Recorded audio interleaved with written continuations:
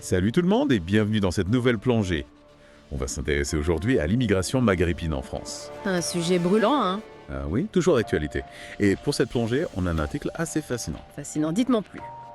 Il révèle des chiffres surprenants, on va dire ça comme ça. Surprenant comment lui?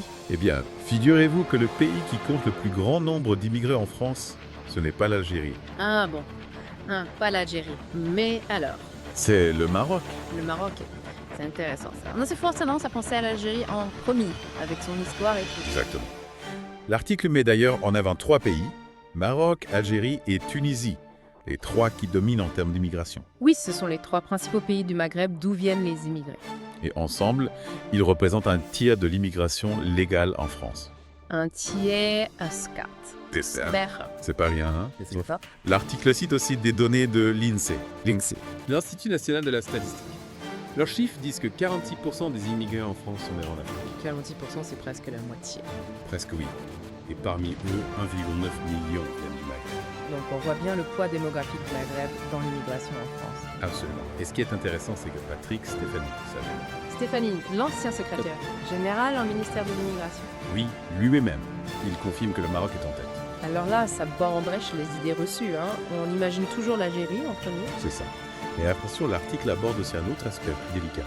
Délicat. Hein. Les situations irrégulières. Figurez-vous que ces 3 pays, Maroc, Algérie, Tunisie, sont aussi ceux qui ont le plus d'éloignement du territoire. Ah oui, les expulsions pour cause de séjour illégal. Exactement.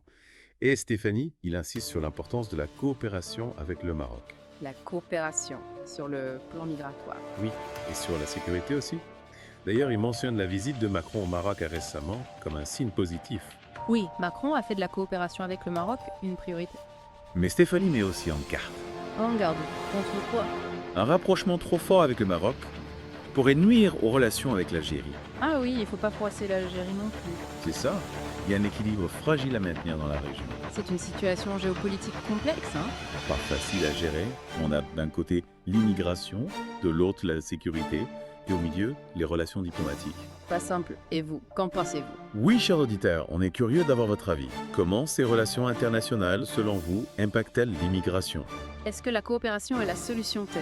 Ou est-ce qu'il y a d'autres voies à explorer? On vous laisse réfléchir à ça. En tout cas, on a vu des choses intéressantes aujourd'hui.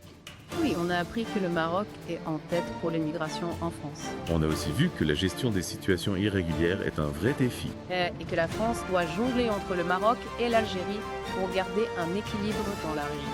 Un vrai casse-tête géopolitique. Casse-tête. Complètement fait.